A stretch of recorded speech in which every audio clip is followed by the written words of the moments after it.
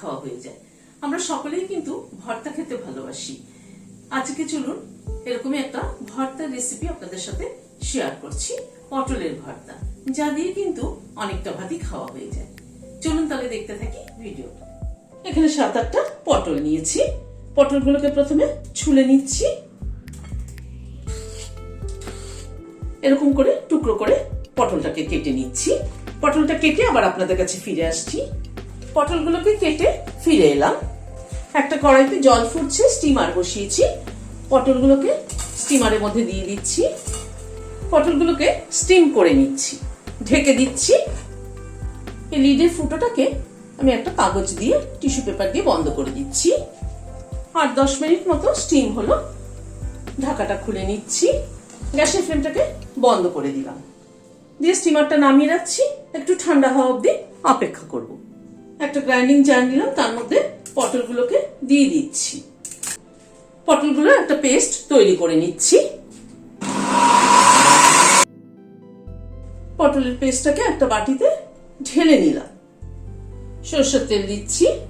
তেলটা গরম হওয়ার পরে একটা শুকনো লঙ্কা দিলাম। 1/2 চামচ কালো জিরে দিলাম। কালো জিরে আর শুকনো লঙ্কাটাকে একটুখানি নাড়াচাড়া করে নিচ্ছি।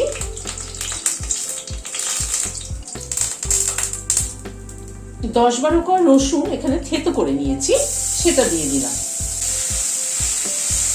রসুনটাকে প্রথমে একটু কালো জিরে শুকনো লঙ্কার সাথে ভেজে নিচ্ছি। ভর্তায় কিন্তু রসুনের পরিমাণটা একটুখানি বেশি হতে হয়। একটু রসুনের পরিমাণটা বেশি না হলে ভালো লাগে না। 2টো কাঁচা লঙ্কা কুচি করে নিয়েছি, দিয়ে দিলাম। ঝালটা যে যেরকম খাবেন সেই অনুযায়ী অ্যাড করবেন। আমাদের বাড়িতে ঝাল একদমই চলে না, তাই আমার ঝালের পরিমাণটা একটু কম।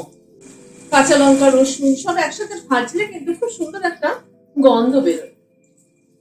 আর রসুনটাকে কিন্তু একদম গ্যাসের ফ্লেমটাকে কম করে ধীরে ধীরে ভাজতে হবে, তাহলে রসুনের ফ্লেভারটা ভালো আসবে। রসুনটাকে এই মিনিট খানেক সময় ধরে ভালো করে ভেজে নিলাম। এখানে 2টো পেঁয়াজকে লম্বা লম্বা করে কেটে নিয়েছি, দিয়ে দিলাম। পেঁয়াজটাকে এবার ভেজে নিচ্ছি রসুনের সাথে।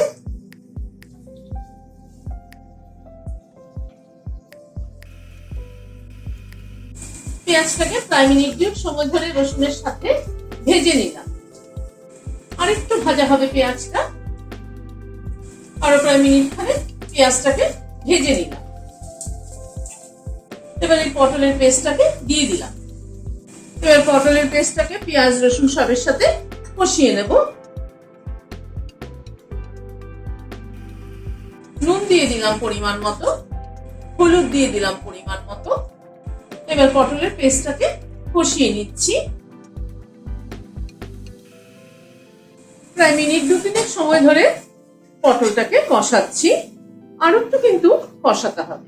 যত ভালো কষানো হবে পটলের ভর্তার টেস্ট কিন্তু তত ভালো হবে।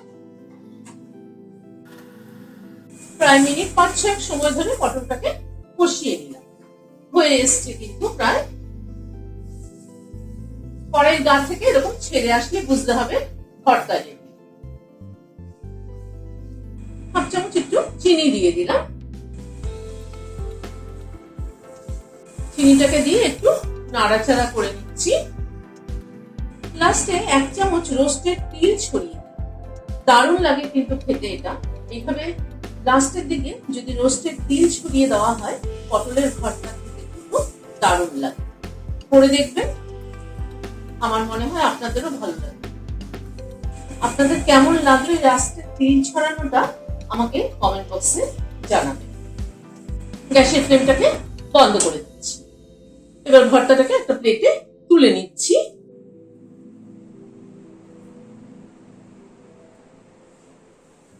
ভিডিওটি যদি ভালো লেগে থাকে তাহলে একটা লাইক এবং সাবস্ক্রাইব করার অনুরোধ রইল। আজ তাহলে এখানে শেষ করছি। নমস্কার।